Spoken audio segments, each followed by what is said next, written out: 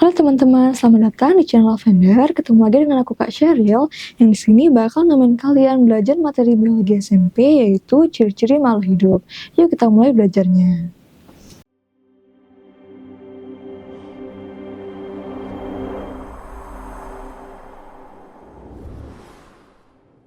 Nah, jadi kita akan belajar mengenai ciri-ciri makhluk hidup.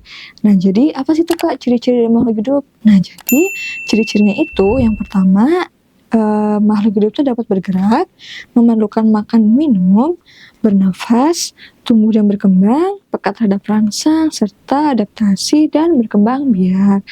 Nah, jadi untuk breakdown dari masing-masing ciri khas makhluk hidup tersebut, yang pertama kita akan masuk dalam ciri makhluk hidup pertama, yaitu bergerak. Nah, jadi makhluk hidup kan memang bergerak atau dia itu umumnya atau ciri khas paling khusus dari makhluk hidup adalah bergerak. Contohnya di sini adalah menutupnya daun putri malu ketika disentuh. Nah, jadi kalau teman-teman yang suka main ke kebun atau misalnya ke bukit gitu, kalau misalnya nemuin tanaman putri malu, ketika kita sentuh bagian daun ini, dia akan bergerak atau semacam melindungi dirinya dengan menutup daunnya gitu teman-teman. Kalau misalnya kan manusia pasti tumbuh bergerak, hewan juga tumbuh bergerak, jadi emang kalau makhluk hidup itu dia selalu bergerak. Nah, lalu untuk ciri yang kedua ada memerlukan makan dan minum. Nah, jadi untuk makhluk hidup sendiri itu dibagi menjadi dua, yaitu makhluk hidup autotrof dan makhluk hidup yang sifatnya heterotrof. Nah, apa itu bedanya? Nah, jadi kalau misalnya yang autotrof, dia itu merupakan makhluk hidup yang dapat membuat makanan sendiri. Berarti di sini kita notit yaitu membuat makanan sendiri gitu kan. Nah, tapi kalau yang heterotrof, dia itu tidak dapat membuat makanan sendiri, melainkan dia itu sumber makanannya berasal dari organisme lain. Berarti ini tidak dapat membuat makanan sendiri gitu kan. Nah, jadi untuk yang autotrof biasanya itu ciri khasnya yang paling utama dia tuh warnanya hijau. Kenapa? Karena biasanya tumbuhan yang dia itu sifatnya autotrof atau bisa membuat makanan sendiri, kan artinya dia bisa melakukan suatu yang namanya fotosintesis. Nah, yang dimana kalau si fotosintesis ini dia hasil produknya itu dapat digunakan untuk pigmentasi dari si tanaman tersebut. Makanya untuk tanaman-tanaman yang berwarna hijau dia itu pasti autotrof. Tapi ada juga yang tanaman yang heterotrof, biasanya itu warna-warnanya yang pucat atau yang tidak berwarna hijau, misalnya kayak warna merah atau misalnya warna coklat, itu biasanya dia heterotrof. Nah, selain tanaman heterotrof juga mencakup hewan atau manusia seperti kita, karena kita kan sumber makanannya bukan bukan kita masak sendiri gitu kan. Maksudnya kayak tubuh kita tuh tidak bisa memproduksi makanan sendiri, kita tuh kan makanannya atau sumber asupan kita kan dari hewan lain seperti kayak tumbuhan ataupun hewan. Jadi itu untuk perbedaan dari makhluk hidup yang autotrof dan heterotrof. Nah, selanjutnya ada ciri yang ketiga yaitu bernafas. Nah, jadi memang setiap makhluk hidup itu membutuhkan oksigen untuk melakukan suatu proses yang namanya adalah proses respirasi atau proses pernafasan.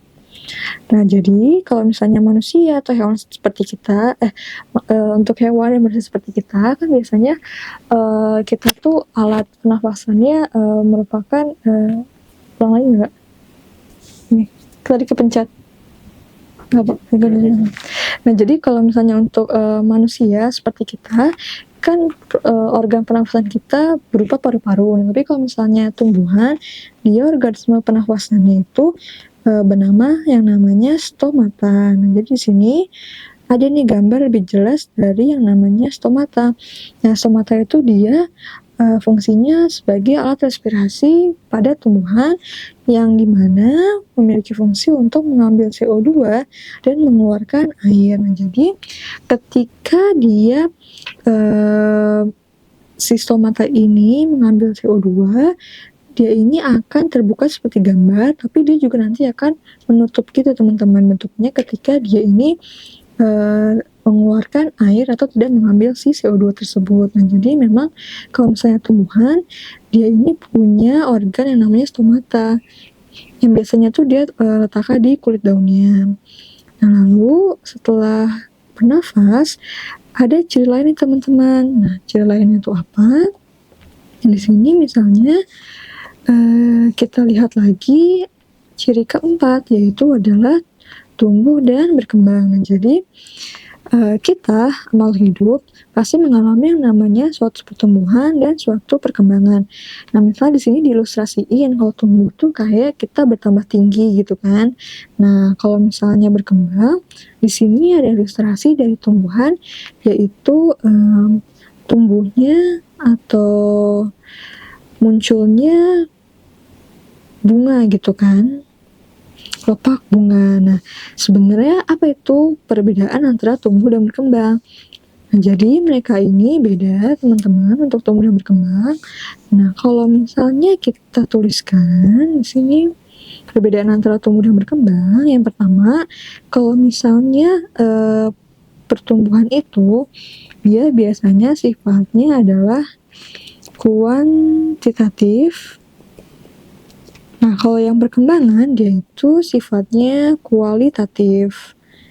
Nah, maksudnya gimana? Jadi kalau misalnya tumbuh, itu lebih ke variabel-variabel seperti tinggi, massa, atau berat kita gitu kan. Nah, tapi kalau misalnya berkembang, dia ini lebih ke psikologis. Jadi, kayak proses kita menuju kedewasaan. Proses menuju kedewasaan. Nah, misalnya kita semakin semakin mature, atau kalau misalnya lebih gampangnya pertumbuhan itu dia kan bisa tumbuh bunga. Nah, itu karena si tumbuhan tersebut mengalami perkembangan dari organ seksualnya gitu kan.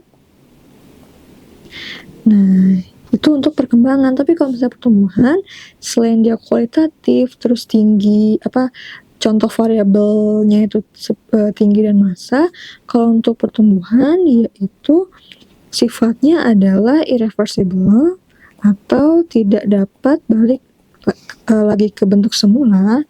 Kalau yang berkembang, kebalikannya teman-teman, dia ini sifatnya adalah reversible, artinya bisa balik ke bentuk semula. Nah, mengapa demikian? Karena misalnya gini, kalau misalnya kita kayak tumbuh tinggi gitu kan nggak mungkin kan, misalnya kita udah tumbuh tinggi terus tiba-tiba menyusut gitu kan. Nah, kalau misalnya yang berkembang, kan karena dia ini psikologis, jadinya mungkin kita ada suatu saat mature, tapi bisa kembali childish lagi gitu kan, tergantung dari environment kita. Nah, jadi kalau untuk tumbuh itu emang dia irreversible, kalau berkembang dia reversible. Jadi situ adalah perbedaan yang utama dari tumbuh dan berkembang bagi makhluk hidup. Nah, setelah tumbuh berkembang, ciri selanjutnya adalah peka terhadap rangsang, atau nama lainnya disebut dengan iritabilitas. Nah, jadi seperti misalnya contoh yang di awal kayak putri malu, kalau misalnya kita pegang dia itu akan menutup. Nah, di sini ada contoh lain, yaitu tanaman kantong semar, yang dimana dia ini akan menutup ketika dihinggapi dengan serangga. Jadi kemampuan suatu makhluk hidup dalam peka terhadap rangsang ini sangat membantu mereka dalam beradaptasi dengan lingkungannya. Jadi kalau misalnya ini kan si kantong semar dia lebih ke untuk mencari makan, kalau misalnya putri malu dia lebih ke yang proteksi dirinya. Jadi gitu teman-teman, ada kaitannya juga peka terhadap rangsang dengan adaptasi suatu makhluk hidup. Nah, tadi kita sempat mention kan adaptasi makhluk hidup. Di sini contoh adaptasinya adalah bunglon, yang dimana kalau misalnya dia pindah tempat, warna kulitnya juga akan berbeda teman-teman, karena untuk melindungi dirinya dari predator-predator yang mengancam nyawanya dia. Jadi emang kalau misalnya kayak bunglon, terus misalnya contoh hewan dapat melakukan adaptasi lainnya, yaitu untuk melindungi diri mereka dari si predator dan untuk menyesuaikan aja gitu dengan lingkungannya. Setelah itu ada berkembang biak yang di sini contohnya dibagi dua, yaitu seksual dan aseksual. Nah, kalau yang seksual ini biasanya terjadi akibat peleburan sel gamet betina dan sel gamet jantan. Kalau misalnya manusia itu peleburan sel telur dan sel sperma misalnya, kalau tumbuhan dia kan sel gamet betina dan sel gamet jantan. Nah, ada juga yang dia itu secara aseksual, yaitu dengan misalnya di sini tunas, gitu teman-teman, untuk berkembang biak. Nah, jadi kalau misalnya berkembang biak ada juga yang generatif dan vegetatif. Kalau yang generatif tadi dia peleburan sel gamet jantan dan betina. Kalau vegetatif dia ini lebih ke ada tidak kawin, dia perkawinan. Jadi kayak dibantu dengan alam ataupun dengan manusia. Jadi itu untuk ciri makhluk hidup pada pembahasan kali ini. Semoga teman-teman bisa paham dan kita akan ketemu lagi di materi selanjutnya.